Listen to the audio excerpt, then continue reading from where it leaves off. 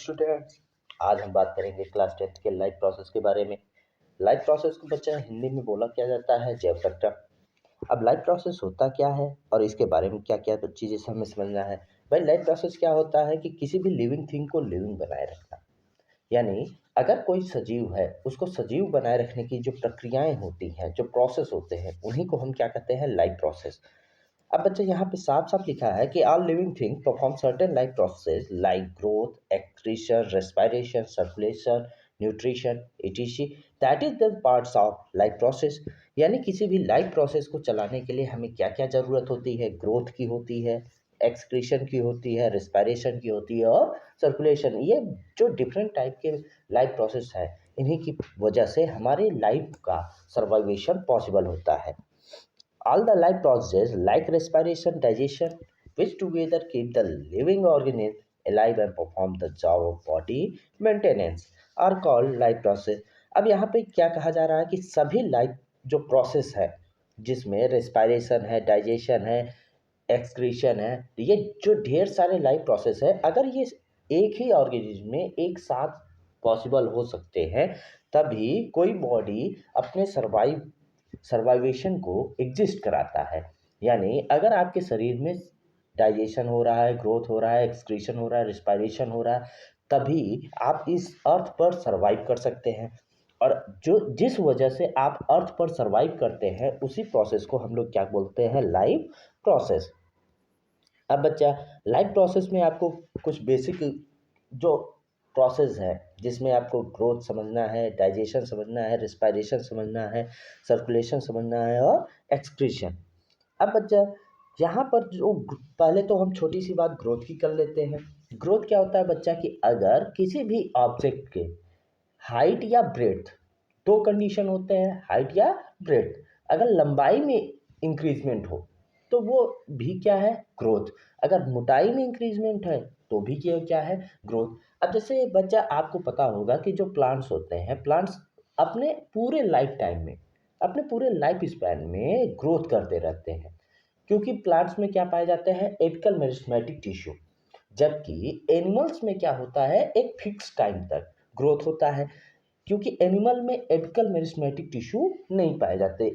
Animal में क्या होते हैं, परमानेंट टिश्यू। और कभी कभी इन टिश्यूओं की वजह से ही जो ह्यूमन ग्रोथ है वो रिस्ट्रिक्ट रहती है। और ह्यूमन ग्रोथ के लिए रिस्पॉन्सिबल क्या होता है, जनरली हार्मोन्स। चलिए, अब यहाँ पर जो स्टार्टिंग पॉइंट हमने बनाया है वो क्या है, न्यूट्रिशन।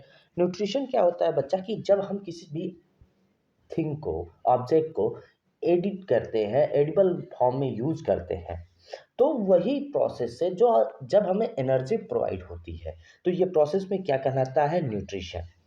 अब बच्चा, न्यूट्रिशन को ऑर्गेनिज्म के कॉन्सेप्ट पे हम दो पार्ट्स में बांटते हैं, nutrition in plant and nutrition in animal. अब बच्चा, न्यूट्रिशन इन प्लांट जो होता है, प्लांट की बात करते हैं तो प्लांट क्या होता है, जनरली ऑटोट्रॉफ होते हैं। ऑटोट्रॉफ किसे कहते हैं बेटा, जो सनलाइट के प्रेजेंस में अपना फूड सेल्फ मेड करें। यानी that organism who make their own food in the presence of sunlight, that is known as autotroph. But animals are generally heterotrophs. Animals क्या होते हैं, जानवर क्या होते हैं, हेट्रोट्रॉफ, जो कि किस पे डिपेंडेंट होते हैं, दूसरों पर। अब आपने देखा होगा कि हम आप खाने के लिए किस पर डिपेंडेंट है, या तो प्लांट्स पर या तो एनिमल्स पर। अब प्लांट्स में जैसे गेहूं, चावल, ये सब क्या है, प्लांट है। अब ये प्लांट के एग्जैक्ट ये नहीं कहा जा सकता कि कंप्लीट प्लांट। किसी भी प्लांट के हम फ्रूट का यूज़ करते हैं, किसी प्लांट के लीफ का, किसी प्लांट के स्टेम का, किसी प्लांट के रूट का।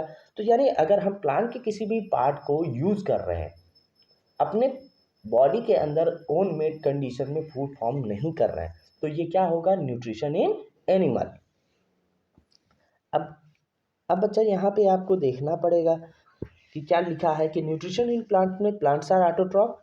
एंड सेकेंड वन पॉइंट क्या लिखा है, can make their own food, animals for their food. यानी कहा यह गया कि ये अपना भोजन स्वयं बनाते हैं और एनिमल्स के लिए इनका भोजन होता है।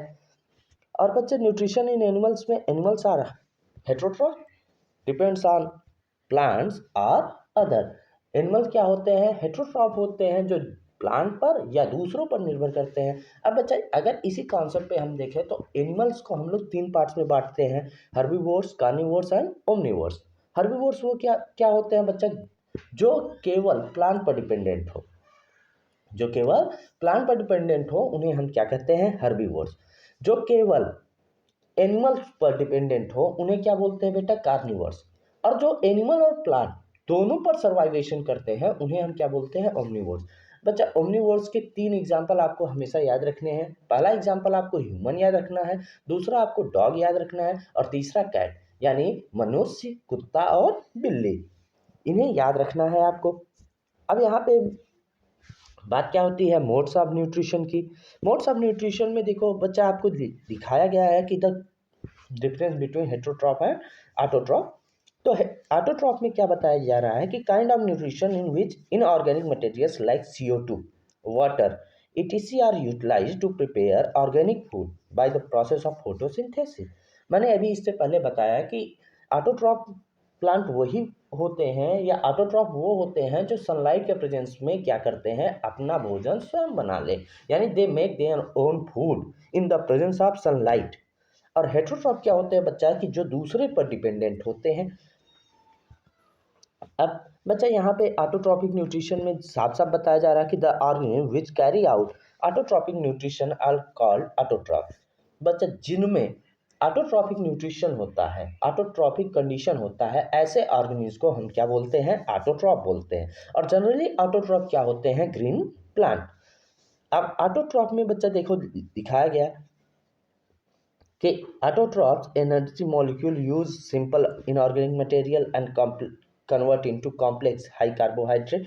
अब बच्चा यहाँ पे आपको क्या समझना होता है कि autotrophic nutrition is fulfilled by the process by which autotrophs takes in CO2 and H2O convert into carbohydrate. अब कहने का मतलब क्या है कि बच्चा, जो ऑटोट्रॉपिक प्लांट्स होते हैं, जो ऑटोट्रॉप्स होते हैं, ये कार्बन डाइऑक्साइड वाटर को लेकर सनलाइट के प्रेजेंस में क्या बनाते हैं, ग्लूकोज, और क्या रिलीज करते हैं, ऑक्सीजन। आपने पढ़ा होगा बच्चा कि जब रिस्पायरेशन की बात करते हैं, प्लांट क्या, आपने पढ़ा होगा कि प्लांट कार्बन डाइऑक्साइड लेते हैं, ऑक्सीजन छोड़ते हैं। तो ये कहने का मतलब क्या है, कहने का मतलब ये है कि ये फोटोसिंथेसिस प्रोसेस में कार्बन डाइऑक्साइड वाटर के साथ मिक्सअप होकर ग्लूकोज और ऑक्सीजन बनाता है। तो भाई जब ये कार्बन डाइऑक्साइड लिए तो इन्होंने कार्बन डाइऑक्साइड को लिया है और ऑक्सीजन इनमें से क्या हुआ है, निकला है। इसीलिए जब ये फूड मेकिंग प्रोसेस में जाते हैं तो ये क्या बनाते हैं, ग्लूकोज एंड ऑक्सीजन।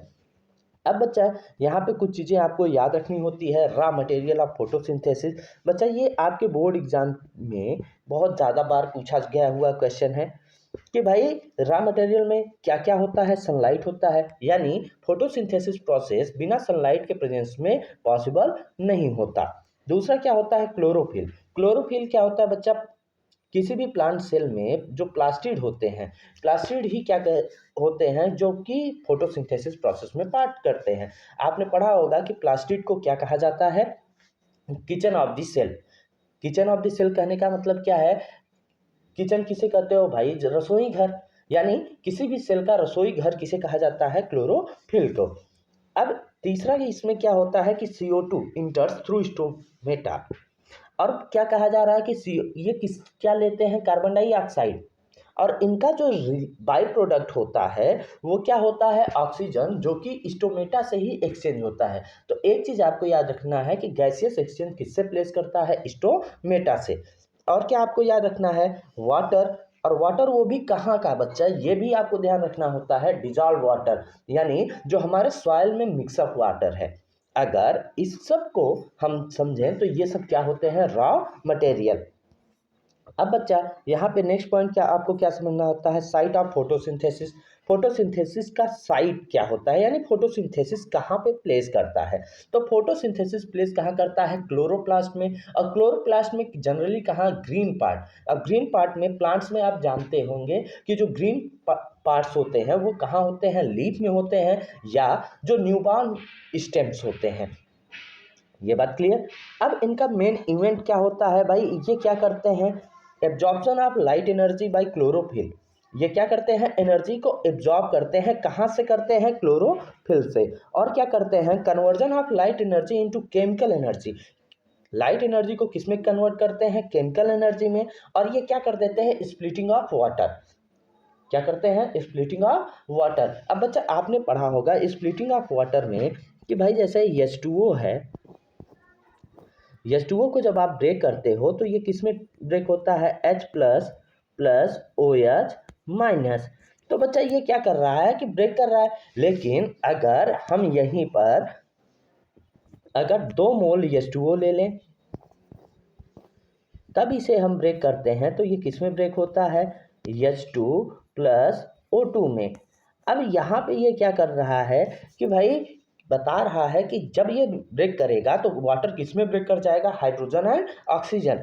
तो यानी यहाँ पर हमें ये समझना होता है कि water is dissociated into the form of hydrogen and oxygen.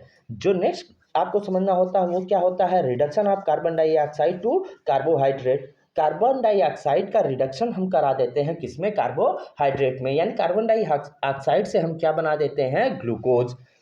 अब स्टोमेटा क्या होता है बच्चा, the tiny pores present in the surface of the leaf. किसी भी लीफ का जो छोटा छोटा पोर होता है, जो छोटे पोर होते हैं, होल होते हैं, इन्हीं होल को क्या कहा जाता है, स्टोमेटा। स्टोमेटा का मेन फंक्शन क्या होता है, exchange of gases, oxygen and carbon dioxide. यानी स्टोमेटा किसमें पार्टिसिपेट करता है, एक्सचेंज ऑफ गैसेज में। और ये क्या करता है, losses large amount of water through due vaporization and transpiration. अब बच्चा ये क्या करता है, स्टोमेटा से जो वाटर मॉलिक्यूल होता है ये ट्रांसपायर हो जाता है, ट्रांसपिरेशन प्रोसेस से इसका वाटर वेपर बन के ये हमारे प्लांट बॉडी से रिमूव आउट हो जाता है। अब क्या होता है बच्चा, जब हम हेट्रोट्रॉपिक न्यूट्रिशन की बात करते हैं तो हेट्रोट्रॉपिक न्यूट्रिशन में आपको 3 चीज़ें अभी समझना है। क्या क्या समझना है, holozoic, saprophytic and parasitic. Holozoic क्या होता है कि ऐसे एनिमल जो कि सॉलिड फूड को लेते हैं और अपने बॉडी में ब्रेक करते हैं। अब बच्चा होलोजोइक में ये कंडीशन होता है अमीबा में और जनरली हायर एनिमल्स में। ये क्या करते हैं कि भाई सॉलिड पार्ट्स को अपने अंदर लेते हैं और उसे ब्रेक करते हैं छोटे छोटे पार्ट्स में, यानी कॉम्प्लेक्स को लेकर ये सिंपल में कन्वर्जन करते हैं। सेप्रोफिटिक में क्या होते हैं कि ऐसे ऑर्गेनिज्म जो डेड एंड डिकेइंग मैटर पर, सड़े गले पदार्थ पर, जैसे आपने देखा होगा पुआल पर, गोबर पर, आपने देखा होगा कि सफ़ेद सफ़ेद एक फंगस लग जाता है या अचार सड़ने के बाद एक फंगस लग जाता है। तो ये जनरली क्या होते हैं, डेड एंड डिकेइंग मैटर पे आप ग्रोथ कर रहे हैं। तो इसीलिए सेप्रोफिटिक में जनरली हम किसे समझते हैं, फंजाई को। अब बच्चा एक कॉन्सेप्ट याद रख लेना कि अगर एक हायर एनिमल्स में ऐसी कंडीशन है डेड एंड डिकेइंग मैटर पे डिपेंडेंट हो तो उन्हें हम क्या कहते हैं, स्कैवेंजर। जैसे आपने देखा होगा ईगल या वल्चर, ये क्या करते हैं, डेड एनिमल्स को ईट करते हैं, डेड एनिमल पे डिपेंड रहते हैं। तो इसलिए ईगल और वल्चर को हम लोग क्या कहते हैं, स्कैवेंजर्स। अब बच्चा नेक्स्ट जो है आपको समझना है पैरासिटिक। पैरासिटिक क्या होते हैं कि ऐसे ऑर्गेनिज्म जो दूसरे ऑर्गेनिज्म पर डिपेंडेंट हो। और प्लस पॉइंट यहाँ पे बच्चा आपको क्या समझना है कि जो दूसरे पे डिपेंडेंट हो तो ये क्या करते हैं, दूसरे को लॉस पहुँचाते हैं और खुद को क्या करते हैं, प्रॉफिट करते हैं। तो ये सब जनरली क्या होते हैं कि ऐसे प्लांट्स या ऐसे ऑर्गेनिज्म जो दूसरों पर डिपेंडेंट रहते हैं फॉर फूड, तो उन्हें हम किस में समझते हैं, पैरासिटिक में। नेक्स्ट आपको क्या समझना है, how do organism obtain the food. Organism अपना फूड कैसे ऑब्टेन करते हैं, कैसे पाते हैं। तो बच्चा अब यहाँ पे देखो आपको क्या समझना है कि भाई यूनिसेलुलर। यूनिसेलुलर किसे कहते हो कि भाई ऐसे ऑर्गेनिज्म जिनका सारा लाइफ प्रोसेस सिंगल सेल से कंटेन हो। तो बच्चा यूनिसेलुलर में ये क्या करते हैं कि अपना जो फूड होता है ये अपने सरफेस से स्टिक करते हैं और स्टिक करने के बाद उसे इंगल्फ कर लेते हैं। इंगल्फ करने के बाद उसे ब्रेक करते हैं छोटे छोटे पीसेस में। अब देखो अमीबा में ये दिखाया जा रहा है कि अमीबा है, फूड पार्टिकल अटैच हुआ तो इसने क्या किया, चारों तरफ से अपने स्यूडोपोडिया बनाए, उसके बाद इसे इनबिल्ड कर लिया, इनबिल्ड करने के बाद इसे इंगल्फ कर लिया और फाइनली ये जो पार्ट इंगल्फ किया इसने, उसे इसने क्या कर लिया, यूज़ कर लिया एज अ सिंपल फॉर्म। ऐसे ही हम जब पैरामीशियम की बात करते हैं तो पैरामीशियम भी सेम कंडीशन को प्रोवाइड कराता है। अब बच्चा हमारा जो मेन टॉपिक स्टार्ट होता है न्यूट्रिशन। तो न्यूट्रिशन को क्या कहते हैं कि भाई ऐसा प्रोसेस जिससे हम कोई भी मटेरियल लें और उस मटेरियल के ब्रेकडाउन से हमें एनर्जी मिले, तो उसी को हम क्या कहते हैं, न्यूट्रिशन। और न्यूट्रिशन के कितने स्टेप्स होते हैं बच्चा, तो यहाँ आपको याद रखने हैं 5 स्टेप। पहला इंजेशन। इंजेशन का मतलब क्या होता है? इनटेक ऑफ फूड, यानी कोई भी फूड मटेरियल आपने लिया तो वो क्या है? इनटेक ऑफ फूड यानी इंजेशन। इनटेक ऑफ फूड कहने का मतलब है कि आपने थाली में लिया ये नहीं, आपने अपने बॉडी के अंदर लिया। जैसे ही आप अपने माउथ के अंदर कोई भी ऑब्जेक्ट खाने के लिए रखते हो तो पहला प्रोसेस हो जाता है इंजेशन। दूसरा प्रोसेस डाइजेशन। डाइजेशन का मतलब क्या होता है? Break down of complex food into simple food. अब बच्चा आपने जैसे रोटी लिया, आपने अपने माउथ में रखा, आपने अपने मुंह में रखा और उसे च्यूइंग करने लगे, चबाने लगे। तो चबाने के बाद आप जो पीस रोटी का लेते हो वो थोड़े समय के बाद छोटे छोटे पीसेस में ब्रेक हो जाता है। तो ये प्रोसेस क्या है? डाइजेशन। तीसरा प्रोसेस क्या है? एब्जॉर्प्शन। एब्जॉर्प्शन क्या होता है बच्चा कि जो इंपॉर्टेंट मटेरियल है, इसेंशियल मटेरियल है, वो हमारी सेल्स, जो हमारी सेल्स होती हैं डाइजेस्टिव सेल्स, वो क्या करती है? उसे एब्जॉर्ब कर लेती है। अगर एब्जॉर्ब कर लिया तो ये क्या है? एब्जॉर्प्शन। और जो फोर्थ प्रोसेस होता है एसिमिलेशन। अब जो एब्जॉर्ब मटेरियल है वो ब्लड में डिजॉल्व होकर पूरे होल बॉडी तक सप्लाई हो जाए तो उसे हम क्या कहते हैं? एसिमिलेशन। और लास्ट वन प्रोसेस क्या होता है? इजेशन। इजेशन का मतलब क्या है कि जो मटेरियल बच गया, जो डाइजेस्ट नहीं हुआ, उसे बाहर निकाल देना। ये बात क्लियर? अब बच्चा ये क्या होता है कि अलग जो हमारा डिफरेंट ऑर्गेनिज्म है उनके लिए डिफरेंट कंडीशन आप समझते हैं। अब बच्चा हम यहाँ समझते हैं न्यूट्रिशन इन ह्यूमन बीइंग। अब ह्यूमन बीइंग में देखो क्या क्या समझना है कि माउथ क्या करता है भाई? इंटेक ऑफ होल फूड, यानी जो भी हम खाना खाते हैं माउथ की सहायता से खाते हैं। टीथ क्या करता है? Chewing and grinding of food, चबाने का, पीसने का, दबाने का, काटने का, ये काम किसका होता है? टीथ का। टंग क्या करता है? रोलिंग ऑफ फूड, फूड को घुमाता है। टेस्टिंग ऑफ फूड, जो फूड आपने लिया है उसका वो टेस्ट बताता है। और क्या करता है? स्वेलोइंग या पुशिंग डाउन, यानी वो निगलता है किसको? फूड को। सलेवरी ग्लैंड क्या करते हैं? सिक्रीट सलाइवा, जो हमारे माउथ में सलाइवा होता है, लार होता है, इसको सिक्रीट करने का काम कौन करता है? Salivary gland. और साथ में क्या देता है? म्यूकस। ओसोफेगस क्या करता है बच्चा कि from taking food from mouth to stomach by peristaltic movement. अब बच्चा ओसोफेगस क्या करता है? फूड लेता है माउथ से, कहाँ ले जाता है? स्टमक तक। और इसमें ये क्या प्रोसीड कराता है? Peristaltic movement. पेरिस्टाल्टिक मूवमेंट में क्या होता है? अप टू डाउन या डाउन टू अप मूवमेंट होता है फूड का। अब बच्चा जो नेक्स्ट वन बॉडी ऑर्गन है वो क्या है? स्टमक। स्टमक में क्या होता है भाई? गैस्ट्रिक ग्लैंड होते हैं। गैस्ट्रिक ग्लैंड से हमें क्या रिलीज करते हैं? Gastric juice. अब बच्चा गैस्ट्रिक जूस में आपको तीन याद रखने हैं, पेप्सिन, एसीएल और म्यूकस। पेप्सिन क्या होता है? एंजाइम जो कि किसे ब्रेक करता है? प्रोटीन को। एसीएल क्या करता है? फूड को एसिडिक मीडियम में कन्वर्ट करता है। और म्यूकस क्या करता है? हमारे इनर लाइनिंग, स्टमक की इनर लाइनिंग को प्रोटेक्ट करता है। स्मॉल इंटेस्टाइन में क्या होता है? इंटेस्टाइनल एंजाइम होता है जो कि कार्बोहाइड्रेट, फ्राइड प्रोटीन, विटामिन, इन सब के ब्रेकडाउन में पार्टिसिपेट करता है। अब यहाँ पे आपको बहुत सारी चीज़ें आपको याद रखनी है। इनमें जो स्पेसिफाई ऑर्गेनिज्म होते हैं, अब इसमें क्या होता है? विलाई होता है। विलाई जो क्या करता है? Help in absorption of food into the blood. अब स्मॉल इंटेस्टाइन और क्या करता है बच्चा? सिक्रीशन में रिसीव करता है।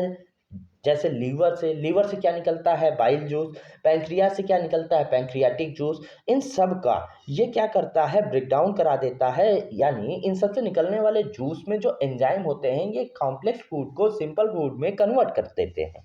और बच्चा जो लार्ज इंटेस्टाइन होता है ये क्या करता है? जो हमारे बॉडी में फूड के साथ जो वेस्ट मटेरियल जाने वाला है उसमें जो वाटर होता है उस वाटर को एब्जॉर्ब करने का काम कौन करता है? Large intestine.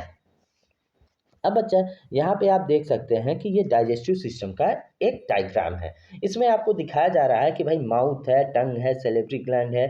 सैलिवरी ग्लैंड में आपको तीन ग्लैंड याद रखने हैं। कौन कौन से? Parotid, sublingual and submandibular. और नेक्स्ट वन क्या है? Pharynx, last oesophagus, stomach. तो बच्चा यहाँ पर आपको क्या क्या समझना है कि भाई जो लार्ज इंटेस्टाइन है इसके क्या पार्ट होंगे, स्मॉल इंटेस्टाइन है इसके क्या पार्ट होंगे। तो स्मॉल इंटेस्टाइन के बच्चा आपको तीन पार्ट याद रखने हैं, ड्यूडेनम, जेजुनम और इलियम। और लार्ज इंटेस्टाइन में आपको क्या क्या याद रखना है? Descending colon, ascending colon, transverse colon, rectum, appendix. ये बात क्लियर? अब बच्चा जो नेक्स्ट वन प्रोसेस आता है वो क्या होता है, रिस्पायरेशन। रिस्पायरेशन का मतलब क्या है बच्चा, सांस लेना। जब हम बच्चा किसी भी कंडीशन में गैसियस एक्सचेंज में पार्टिसिपेट करते हैं तो क्या होता है कि हम एटमॉस्फेरिक गैस को लेते हैं।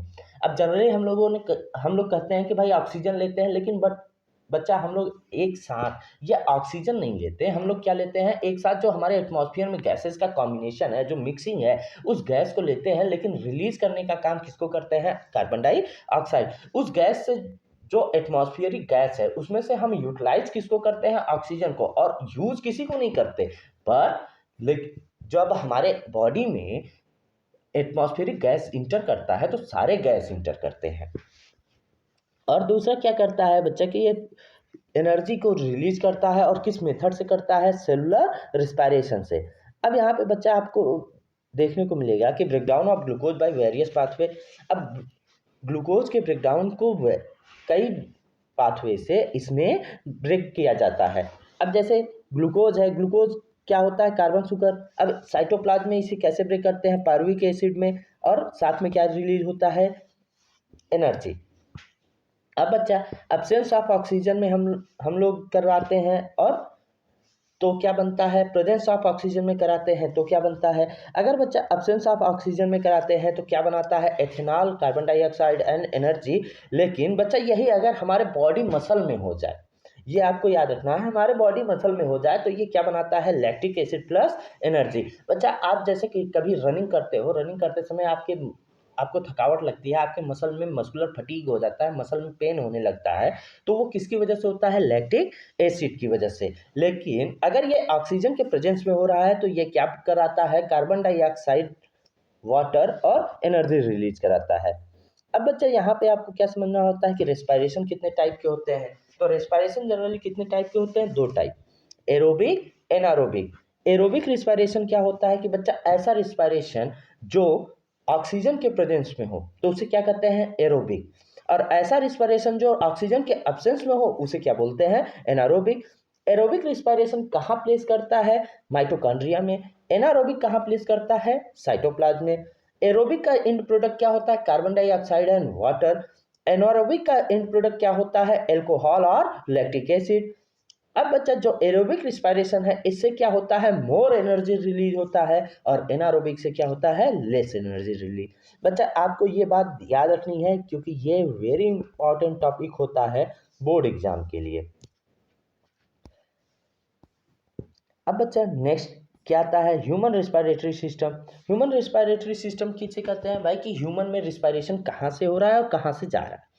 अब बच्चा जो रिस्पायरेशन होता है हमारे लिए, हमारे बॉडी में जो मेन रिस्पायरेटरी ऑर्गन्स होते हैं वो क्या होते हैं, नॉस्ट्रिल। नॉस्ट्रिल होते हैं, नेजल पैसेज होते हैं, नेजल कैविटी होता है, फेरिंग्स होता है, लैरिंग्स होता है, ट्रैकिया होता है, ब्रोंकाई होता है, ब्रोंकियोल्स होता है, एल्विलाई होता है, और ब्लड कैपिलरी। अब बच्चा आप अपने नोज को देखते हो तो जो ये नोज है, नोज का जो ओपनिंग है ये क्या कहलाता है, नॉस्ट्रिल। नॉस्ट्रिल से जो अंदर की ओर एक कैविटी होती है, इस कैविटी को क्या बोलते हैं, नेजल कैविटी। नेजल कैविटी आपस में जाकर back side at the end of the eye spot they are mixed with each other and they form nasal passage. अब बच्चा कहने का मतलब है कि ये जो ओपनिंग है, नोज ओपनिंग, इसे हम क्या बोलते हैं, नॉस्ट्रिल। अब बच्चा नोज ओपनिंग के बाद जैसे ही ये चैम्बर और कैविटी स्टार्ट होती है तो यहाँ आपने देखा होगा कि स्पेसिफाई दो ऑब्जेक्ट की आप बात करते हैं, दो कंडीशन की बात करते हैं। क्या बात करते हैं कि एक नॉस्ट्रिल हेयर या नेजल हेयर बोलते हैं बेटा। नॉस्ट्रिल हेयर या नेजल हेयर क्या करता है कि हमारे एटमॉस्फेयर का जो डस्ट पार्टिकल हमारे बॉडी के इनसाइड जाता है उसे प्रिवेंट कराने का काम करता है। दूसरा, हमारे नॉस्ट्रिल का जो इनर लेयर है वो क्या होता है, जिगजैग होता है, जो कि हमारे बॉडी टेम्परेचर को एटमॉस्फेरिक एयर के टेम्परेचर के बैलेंस कराने का काम करता है। फेरिंग्स को क्या कहा जाता है बच्चा, कनेक्टिव लिंक कहा जाता है। हमारी बॉडी में ये कनेक्ट करता है किसको, डाइजेस्टिव सिस्टम और रेस्पिरेटरी सिस्टम को। लैरिंक्स का रोल क्या है बच्चा, लैरिंक्स क्या करता है, लैरिंक्स को कहा जाता है sound box, vocal cord.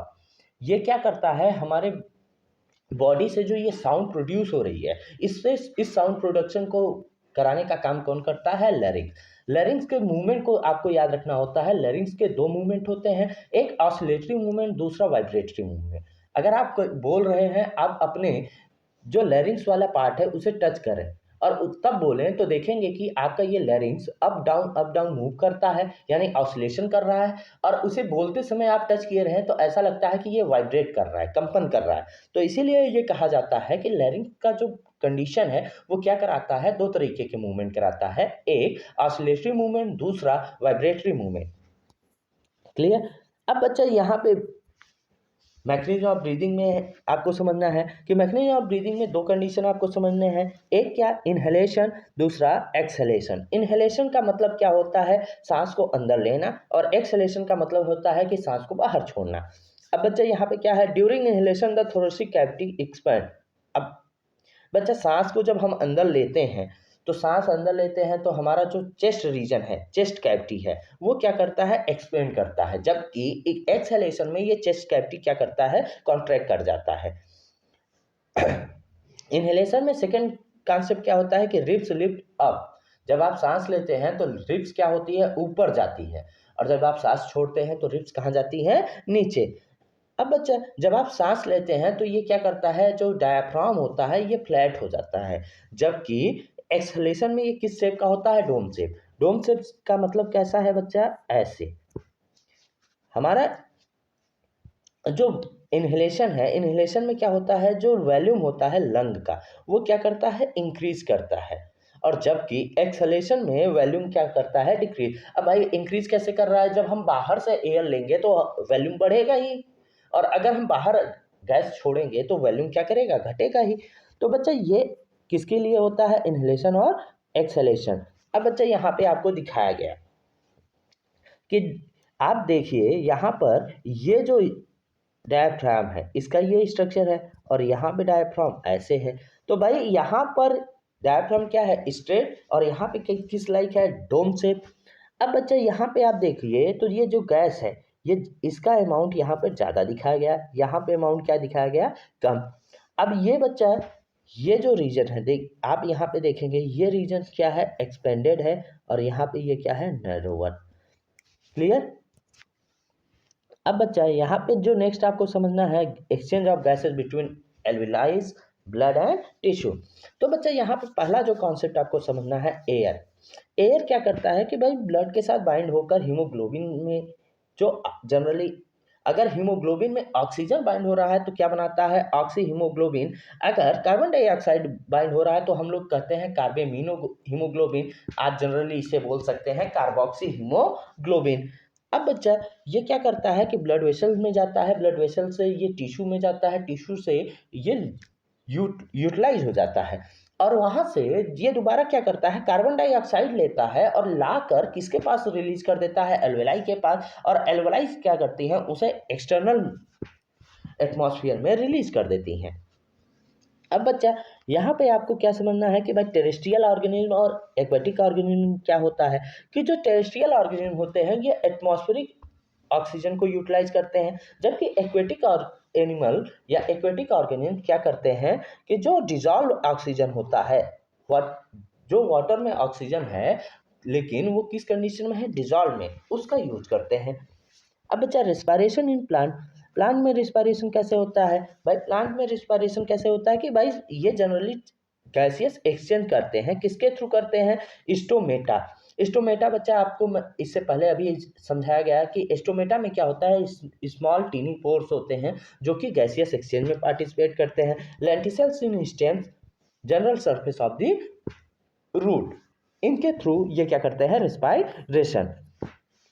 Next one क्या आता है बच्चा, ट्रांसपोर्टेशन। ट्रांसपोर्टेशन क्या होता है कि भाई अगर एक इसेंशियल मटेरियल को एक प्लेस से दूसरे प्लेस पर पहुंचाया जाए तो उसी को हम क्या बोलते हैं, ट्रांसपोर्टेशन। बच्चा आपने देखा होगा कि सड़क पर आप जाते हो तो वहाँ लिखा रहता है ना ट्रांसपोर्ट। तो ट्रांसपोर्ट के लिखा रहने का मतलब क्या है कि वो मटेरियल वो ले एक स्थान से दूसरे स्थान तक ले जाएंगे, लेकिन वो मटेरियल उनका खुद का नहीं होगा, यानी वो मटेरियल उनका नहीं होगा, वो एक मटेरियल को दूसरे मटेरियल तक ले जा रहे हैं, यानी वो एक तरीके से कैरियर वर्क कर रहे हैं। अगर कैरियर वर्क करने वाला जो प्रोसेस है उसी प्रोसेस को हम क्या बोलते हैं, ट्रांसपोर्टेशन। अब बच्चा ह्यूमन बींग क्या है, मल्टी सेलुलर ऑर्गेनिज्म है, इसमें फूड ऑक्सीजन इन सब का क्या होता है, रेगुलरली ट्रांसपोर्टेशन होता है, और ये ट्रांसपोर्टेशन ह्यूमन बींग में क्या कहलाता है, सर्कुलेटरी सिस्टम। बट अगर बच्चा हम बात करें ह्यूमन बीइंग में ट्रांसपोर्टेशन की, तो ट्रांसपोर्टेशन को दो पार्ट में हम यहाँ समझते हैं, एक सर्कुलेटरी सिस्टम, दूसरा एक्सक्रीटरी सिस्टम। अब बच्चा जो सर्कुलेटरी सिस्टम है, इसमें हम ह्यूमन बीइंग में क्या क्या इंपॉर्टेंट होता है। पहला जो स्ट्रक्चर इंपॉर्टेंट होता है वो होता है हार्ट, दूसरा क्या होता है आर्टरीज एंड वेन, और तीसरा क्या होता है ब्लड एंड लिम्फ। अब बच्चा हार्ट को हमने लिखा है अ पंपिंग ऑर्गन। अब बच्चा पंपिंग ऑर्गन से आप अगर ना याद हो पाए तो आप हार्ट को याद रख लीजिएगा टुल्लू। जैसे आपने देखा होगा कि टुल्लू से आप एक तरफ से वाटर लाते हो, दूसरी तरफ वाटर पहुंचाते हो, वही काम हमारा हार्ट करता है। एक बॉडी ऑर्गन से ब्लड लिया, दूसरे बॉडी ऑर्गन को सप्लाई किया। आर्टरीज एंड वेन क्या होते हैं, ब्लड वेसल। आपने देखा होगा कि टुल्लू जब आप लगाते हो तो टुल्लू के लिए आप दोनों साइड में आप पाइप लगाते हो। तो ऐसे ही हमारे हार्ट में दोनों साइड से पाइप लगी होती हैं। ये पाइप क्या कहलाती हैं, ब्लड वेसल, और ये जनरली क्या होती हैं, आर्टरीज एंड वेन। और तीसरा जो ब्लड एंड लिम्फ, जैसे आप टुल्लू जब लगाते हो तो आप क्या ट्रांसपोर्ट करते हो, वाटर। बस यहाँ पे हार्ट है तो ये क्या करता है, ब्लड एंड लिम्फ।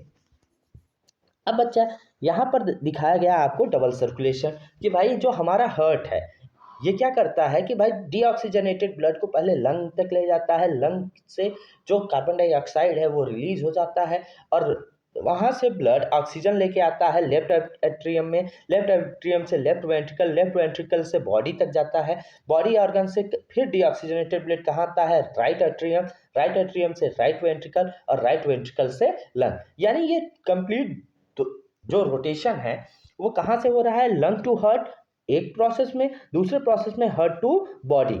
तो इसलिए इस प्रोसेस को क्या कहा गया, डबल सर्कुलेशन। अब बच्चा यहाँ पे आपको समझना है कि भाई blood travels twice through the heart in one complete cycle of the body. कहा यह जा रहा है कि जो एक कंप्लीट साइकिल हो रही है, उस कंप्लीट साइकिल में जो ब्लड है वो कितनी बार मूव कर रहा है, दो बार, twice, twice in time.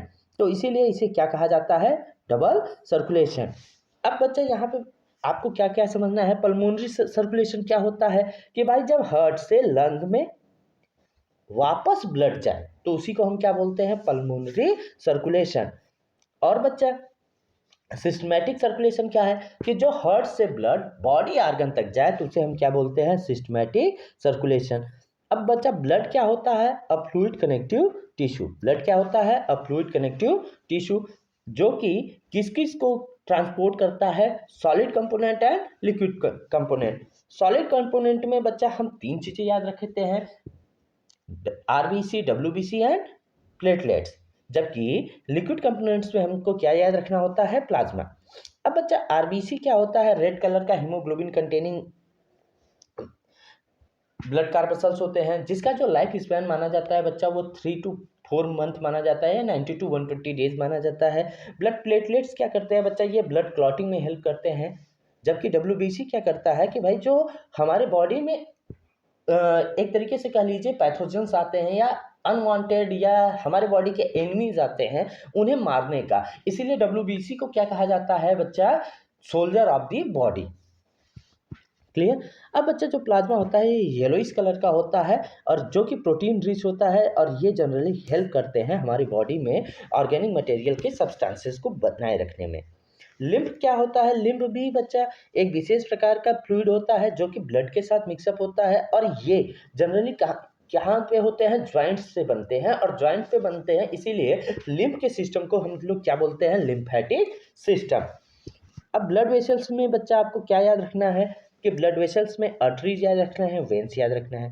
Arteries क्या होंगे, कि भाई आर्टरीज क्या करते हैं कि ऑक्सीजनेटेड ब्लड को कैरी करते हैं, वेन्स क्या करते हैं, डीऑक्सीजनेटेड ब्लड को। यानी आर्टरीज क्या करते हैं कि भाई शुद्ध रक्त, ऑक्सीजनेटेड कहने का मतलब है शुद्ध रक्त, भाई ऑक्सीजन आ रहा है तो शुद्ध है, शुद्ध रक्त को लाते हैं। जबकि वेन्स किसको ले जाते हैं, अशुद्ध रक्त को।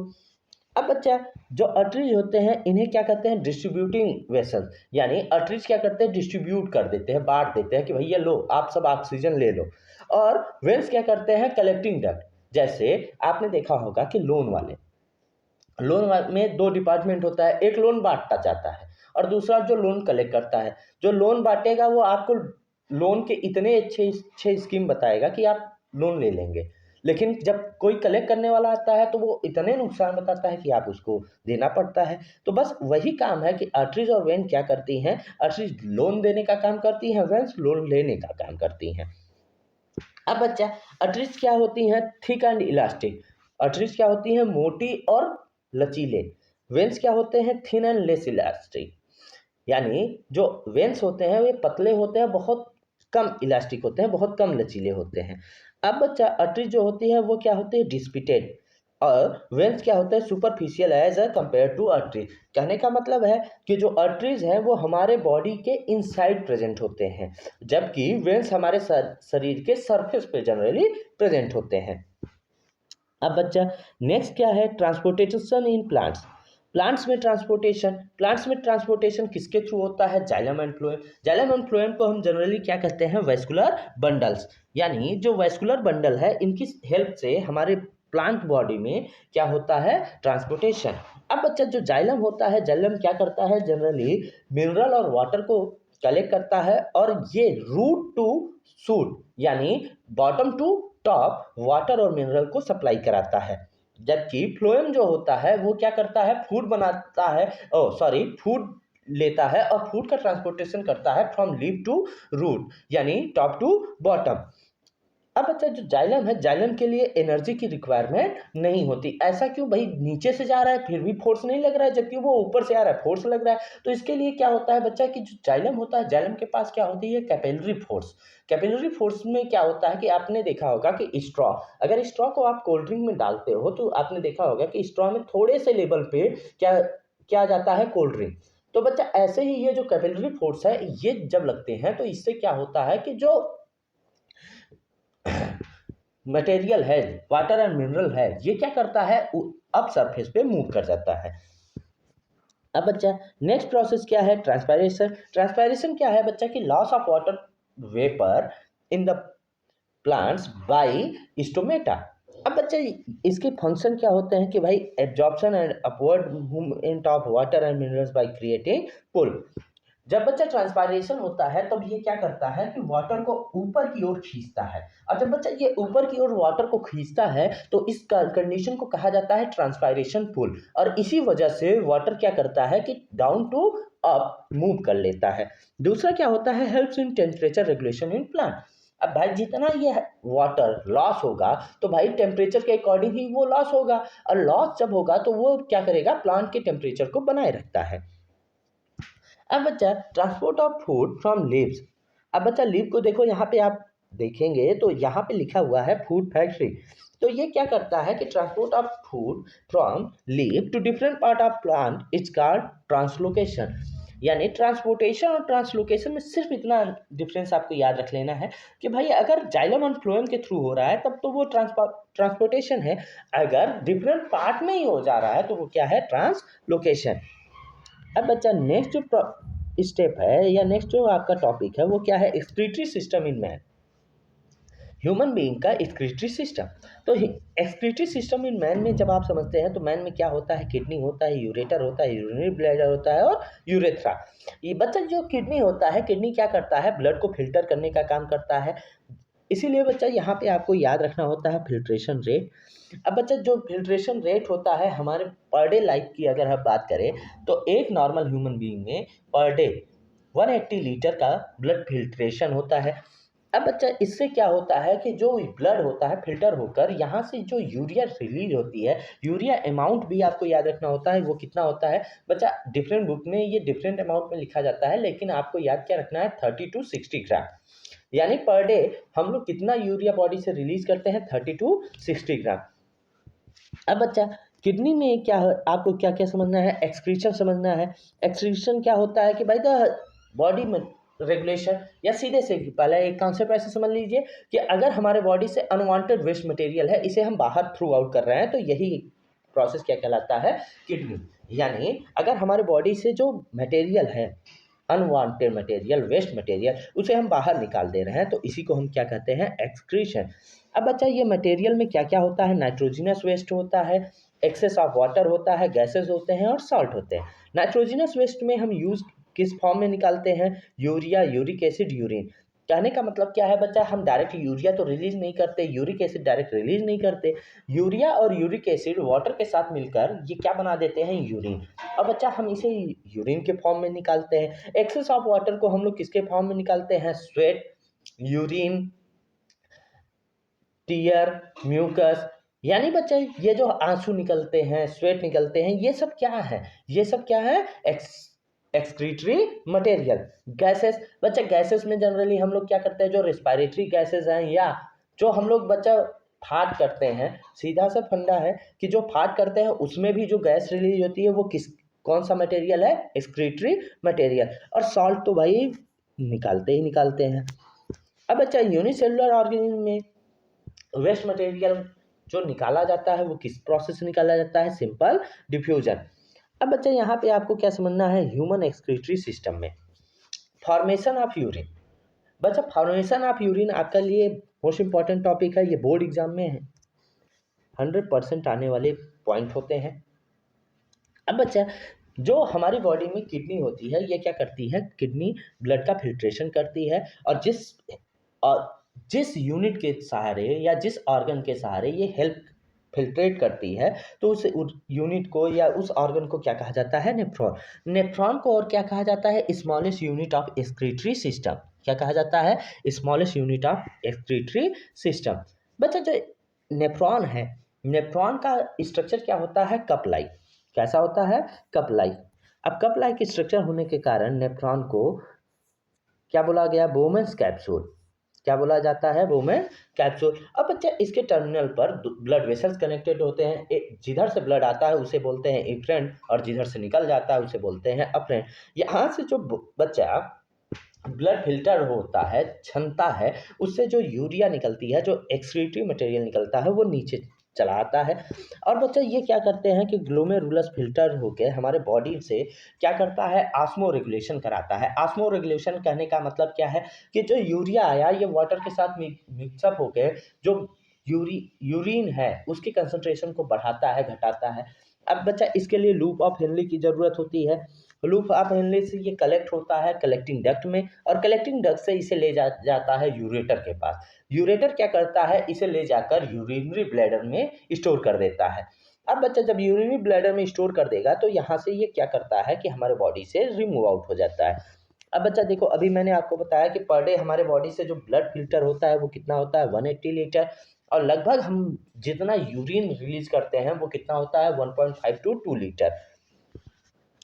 अब बच्चा यहाँ पे देखो फंक्शन ऑफ नेफ्रॉन दिया है, तो नेफ्रॉन का फंक्शन क्या होता है, एक्सक्रीशन ऑफ नाइट्रोजिनस वेस्ट, और क्या होता है, to maintain the water and ionic balance, osmic regulation. अब बच्चा एक्सक्रीशन इन प्लांट में क्या होता है कि भाई जो गैसियस एक्सचेंज है वो किसके थ्रू हो जाता है, स्टोमेटा के थ्रू, और वाटर का एक्सचेंज किसके थ्रू हो जाता है, ट्रांसपायरेशन के थ्रू। अब बच्चा जो कुछ और भी सेल डैमेज हुए इनके सब का किसके फॉर्म में हो जाता है, बार्क के फॉर्म में। और इनमें जो कुछ चीज़ें थोड़ी बहुत इधर उधर बचती हैं वो कहाँ पे हो जाती हैं बच्चा, इनके स्वाइलिंग इन्फॉर्मेशन में। अब बच्चा ये डायग्राम है नेफ्रॉन का, इसे आप याद रख लेंगे। अब नेफ्रॉन में देखिए ये जो आर्टरी और वेन्स बनाई गई हैं ये दिखा रहा है कि भाई यहाँ से ब्लड आएगा और जाएगा। अब यहाँ पे आप देखेंगे तो अफरेंट आर्टियोल, इफरेंट आर्टियोल दिखाया जा रहा है। अब बच्चा यहाँ पे जो ये कप लाइक स्ट्रक्चर है इसी को हम लोग क्या बोलते हैं, बोमेन्स कैप्सूल। अब बच्चा जो डाउन साइड आ रहा है उसे हम क्या बोलते हैं, डिसेंडिंग लिंक। जो ऊपर साइड जा रहा है वो असेंडिंग लिंक। और जहाँ पे ये कलेक्ट हो रहा है उसे हम क्या बोलते हैं, कलेक्टिंग डक्ट। अब बच्चा the urine in formation involve 3 step. क्या बोला गया कि यूरिन फॉर्मेशन कितने स्टेप में इन्वॉल्व होता है, 3। पहला क्या है, ग्लोमेरुलर फिल्ट्रेशन। अब बच्चा जो ब्लड है उससे जो फिल्ट्रेशन हुआ तो उसमें क्या क्या आता है, नाइट्रोजनस वेस्ट आता है, ग्लूकोज आता है, वाटर आता है, अमीनो एसिड आता है। ये सब फिल्टर होते हैं किससे, वोमेन कैप्सूल से। और कहाँ पे ये वोमेन कैप्सूल होता है, नेफ्रॉन में। दूसरा क्या होता है, ट्यूबुलर रीअब्जॉर्प्शन। ट्यूबुलर रीअब्जॉर्प्शन में क्या होता है कि जो नेफ्रॉन के सराउंडिंग में कैपिलरीज हैं ये क्या करती हैं, रीअब्जॉर्ब करती रहती है, वाटर को एब्जॉर्ब कर लेंगी, सॉल्ट को एब्जॉर्ब कर लेंगी, आयरन को एब्जॉर्ब कर लेंगी। थर्ड स्टेप क्या होता है, सिक्रीशन। अब बच्चा सिक्रीशन में क्या होता है कि ये क्या करते हैं, सिक्रीट कर देते हैं सॉल्ट को। एक्स्ट्रा वाटर को, जिससे कि जो कलेक्टिंग डक्ट है इसमें जो यूरिन प्रेशर है वो बना रहे।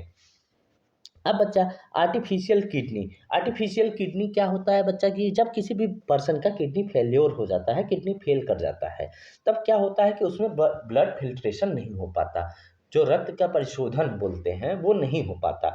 अब जब नहीं हो पाता तब क्या करते हैं कि उनमें एक आर्टिफिशियल ऐसा मेथड बनाते हैं कि जिससे कि ब्लड क्या हो जाए, प्यूरिफाई हो जाए, और इस आर्टिफिशियल मेथड को क्या बोला जाता है, हीमोडायलिसिस।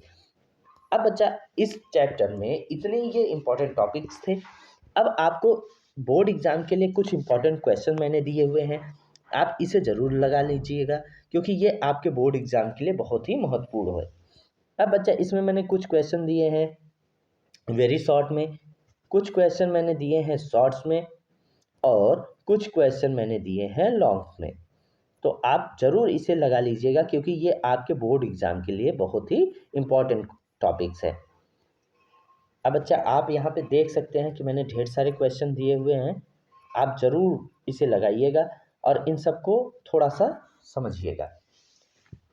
एक चीज़ और बच्चा, आज के इस टॉपिक का हिंदी और इंग्लिश मीडियम दोनों के बच्चों के लिए हम जो पीडीएफ नोट्स है, जो हमारा यूट्यूब चैनल का वीडियो है, इस वीडियो के में लिंक में दिया गया है, आप इस पीडीएफ को डाउनलोड कर लीजिएगा और ज़रूर से ज़रूर इसे पढ़िएगा। दूसरी महत्वपूर्ण बात बच्चा, आप अगर हमारे वीडियो से संतुष्ट हैं तो अधिक से अधिक शेयर कीजिए ताकि अधिक से अधिक बच्चों तक हमारी ये रीच हो सके, जिससे कि वो बच्चे बोर्ड एग्ज़ाम में अच्छा करें और हमें आगे बढ़ाएं। धन्यवाद।